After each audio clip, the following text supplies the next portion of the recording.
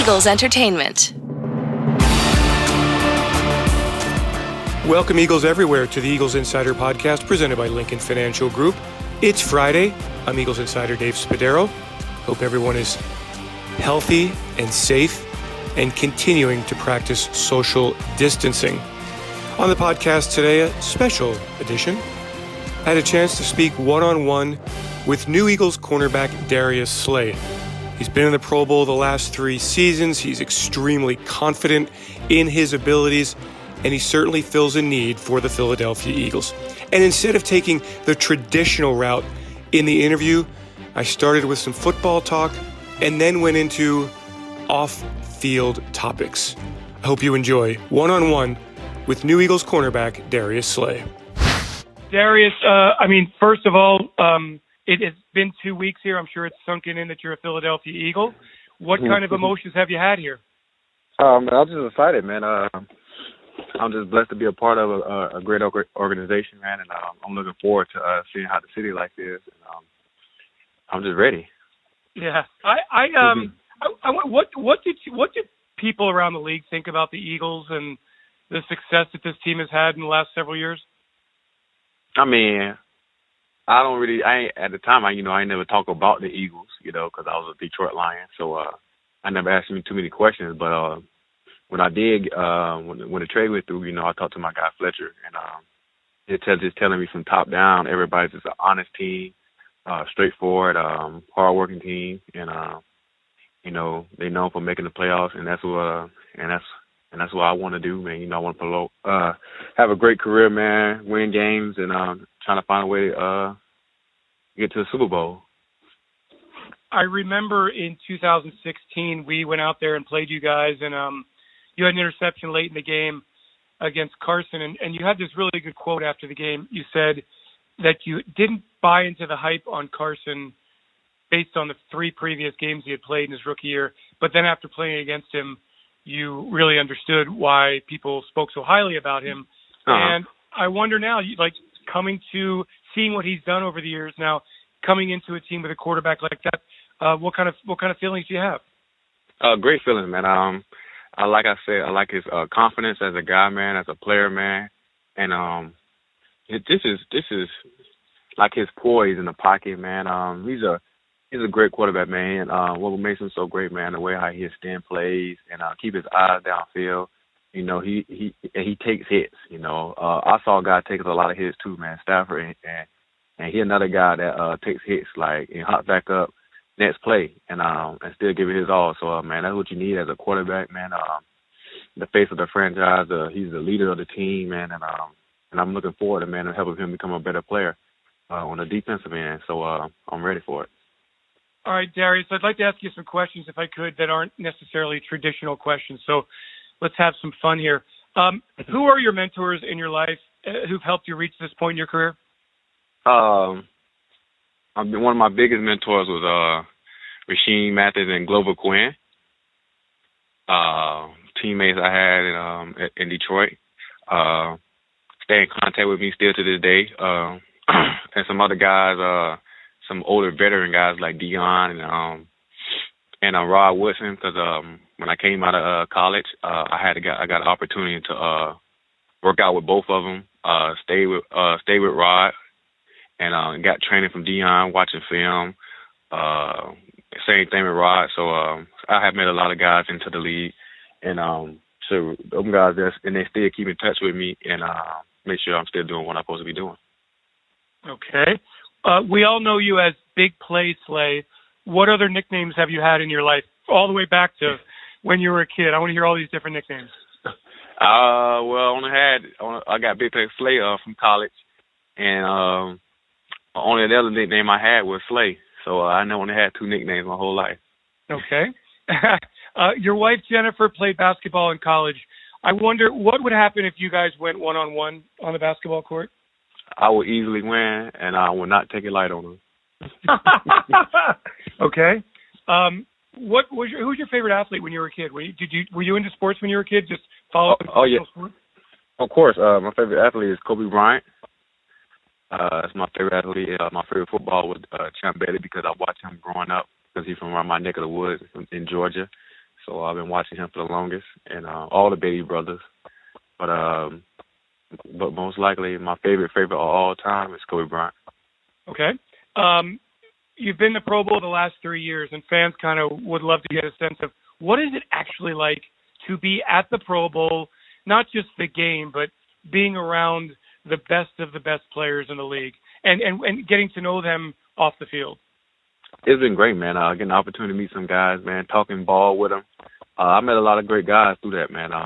Hanging out with guys, working out with each other. We exchanged numbers. We setting up schedules just to work out, to get better with each other, man. It's like at the end of the day, we always competing, but most of us see it as a brotherhood, So we both share the same logo, the NFL logo. It was great, man. I love the Pro Bowl experience, and my family love it. Free everything, my kids love Disney, so we just it's a great experience though. All right, Jim Schwartz was the head coach in Detroit. He drafted you. How would you describe Jim Schwartz? Man, a smart guy, man. Listening to him as a young guy, talking to X's and O's, man. He was a very talented guy, as in just knowing the defense, knowing the scheme, knowing how the offense attack us. I don't even know if he still do, but I know when we was there in Detroit, he didn't have a call sheet. He just called off the mic, and he just he'll see a formation and just call it. So it just tells you how smart of a guy he is. He don't even need a call sheet, but I don't know if he used one now. But back then he didn't have one, and he was making calls like it was nothing. And that just shows you how smart and how much he studied the game and how much he appreciated going to work for us and making us better players and preparing us for the game. All right. So how about this one?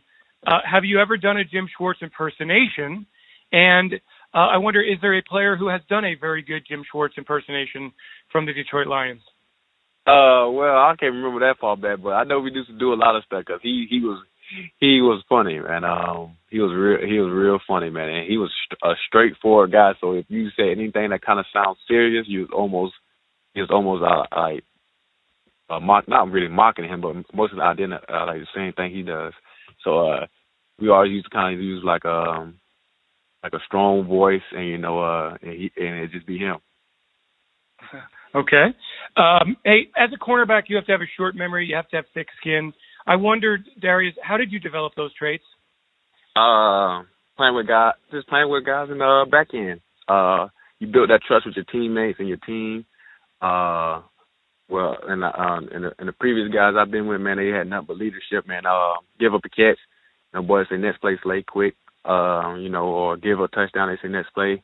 And then next thing you know, they put you in position to make a play. They build your confidence back up as a player. And it was just nice, man. We fed off each other, and that's what's good. You always just feed off each other. It's a better feeling than to go into a game when other guys trusting you just as much as you trust them, and they accept your wrongs just as much as you accept their wrongs. So it's all about a brotherhood, and that's what made me feel more confident and made me just play the next play because I know my brother's going to be there for me the next play. All right, so Darius, we Eagles fans did not like you until you became one of us. Eagles were 0-3 against you. You were very difficult. We didn't like you at all. So the question is, Eagles fans, what was it like to play against them? And then what do you think it's going to be like having Eagles fans on your side? It's going to be fun to have them on the side, man. They want to look for me picking up Carson no more. So I'm sure they'll appreciate that, and everything else. So, but what was the other question you got for that? What was it like to play against Eagles fans? I mean, Eagles fans have quite a reputation. Oh man, they got oh my goodness. When we played that last year, I came out the tunnel. Man, I ain't had so many MFers in my life. It was cussing me out. And telling me I'm gonna go have a bad game and stuff like that. I was in the stands.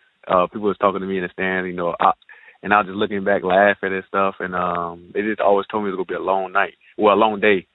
And they another level now. Detroit the same way too, but they running neck and neck, Detroit and Philly with the worst fans when it comes down to people, different teams in your stadium. So every home game, so it's another level, man. And I'm looking forward to seeing how they affect other teams now. That's nice. It'll be very effective, very impacting. Okay, who's the best receiver you've ever played against at any level of football? My best receiver I played against was I would kind of like practice against him. But see, Calvin Johnson, man, and he practiced like a gang rep, and it was hard.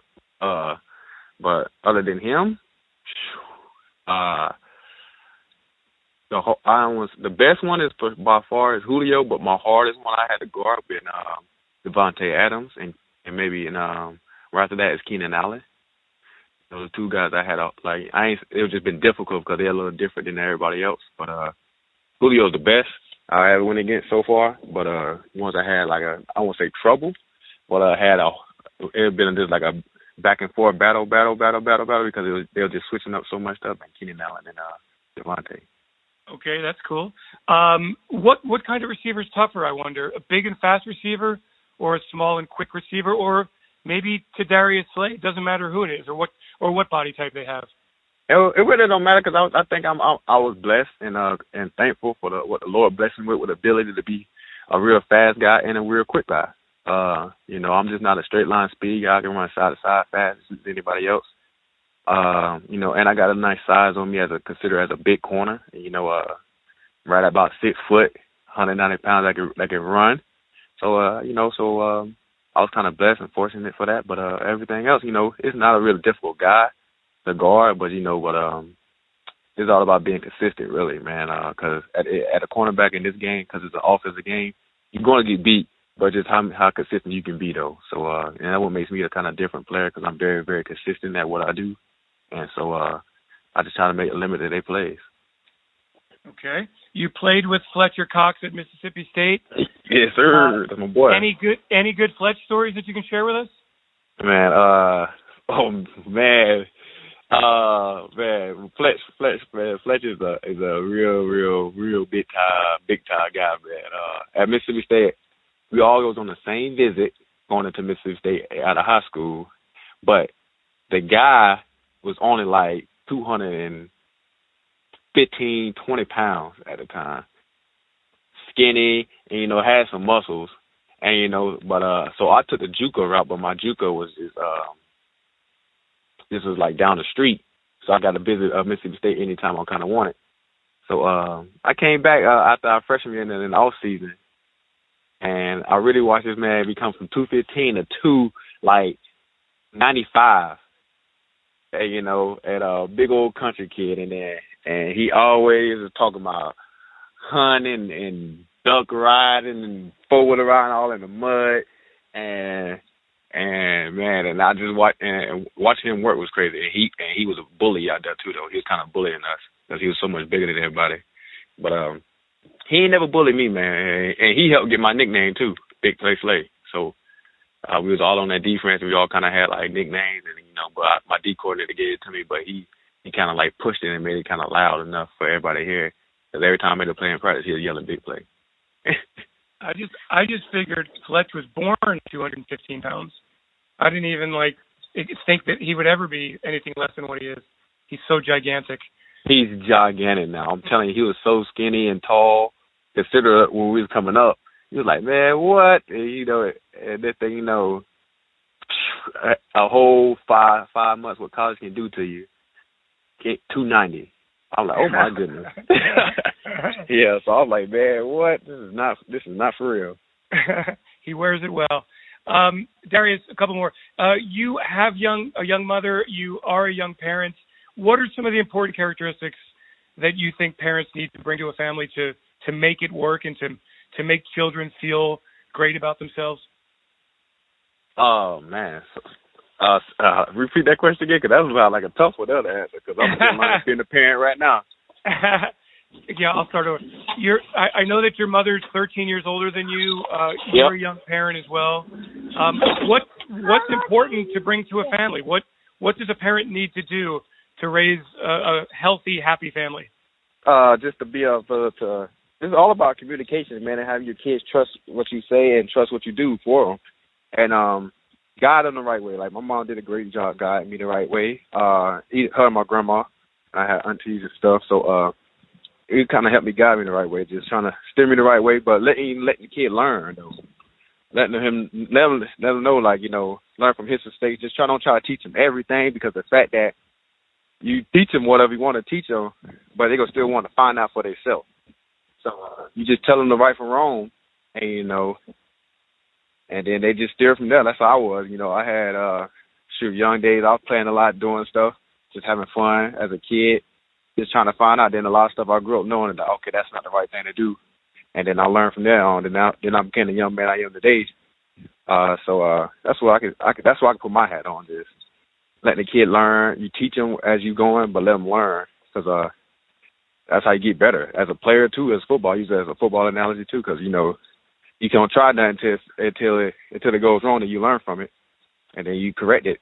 So that's how I always do my kids right now. Mm-hmm. I like that. You mentioned Kobe, and I know you're wearing number 24. Give me a scouting report. Pretend that you're scouting Kobe Bryant. If you were playing defense against him, what would you try to do against him? Oh man, shoot! I wouldn't try to get in his head for sure, because I'll be a guy that watch all his interviews, and Kobe was a kind of, I won't say cocky, he was just confident, like I am. Like, I'm just a confident guy, but he'll say something that a guy said to him, and that'll make him, drop 30 or 40 on you. So he was like, so I'll be the guy that don't talk to him, I'll just be a guy that just I'll probably just compliment him. If you made a shot, good shot, coach, and go. And maybe it might lighten the mood. And he'll still drop 30 or 40 on you, because he did it every I know, right? I'm telling you, it doesn't matter. So you might well just be just a guy that just kind of like, get shot, coach, and just go and just try to get best lip time. Hey, last one, Darius. What kind of personality are you going to bring to Philadelphia and to this Eagles locker room? Man, a humble guy, man. Anybody I've been around that can tell you about me, guys, Fletcher, about me, I'm always a guy with a smile on his face. I got known for being a happy-go-lucky kid when I was growing up, because it's like everybody just think that nothing makes me mad, because I never just be like with a mad face, But like I said, I live my life as being grateful and thankful to be playing this game. So I enjoy this game. People how people get mad about the game. I don't. I go out there and have fun. I just like to, and I play my hardest out, man. When I'm out there giving my all, it's nothing I can be truly mad about. I just go to the film room, correct my mistakes, and get better. So I'm not a frustrating type of guy. I got a lot of swag about me, a lot of confidence about me. I'm very interacting with the city. In Detroit, man, every Tuesday and Fridays, I was going to basketball games, high school basketball games. Every Friday during the season, I usually go to a high school game just to show face to the community, and I like football. So I'm a very humble man. I don't consider myself famous. I consider myself a normal human being. So I could go, I don't mind. I'm just a living guy, just blessed and fortunate enough to be able to do what I do and have fun doing it. You sound like you're pretty excited about being a Philadelphia Eagle, correct? Oh man, I'm very, very excited, man. Fletcher, man, he convinced me a big time, like, it's the place to be, man. You're gonna love it here. And like I said, they were trying to come get me last year, I heard. So shoot, I was ready, man. So I'm looking forward to it, man. I'm very, very excited. Darius, thank you so much for your time, and I can't wait to meet you when you get to Philadelphia. I can't wait to meet you. Thanks, man. Have a great day. All right, you have a better one. Thanks to Darius Slay for his time. Thanks to Peter Kelly and Ray Doyle for their work. We invite you to rate us. A 5-star review would be very nice. Any suggestions you have for the show will be appreciated and heeded as we get closer and closer to the 2020 NFL Draft. I'm Eagles Insider Dave Spadaro. Thanks for joining us on the Eagles Insider Podcast, presented by Lincoln Financial Group. Have yourselves a great Eagles day. Fly, Eagles, fly, and stay safe and healthy, everybody.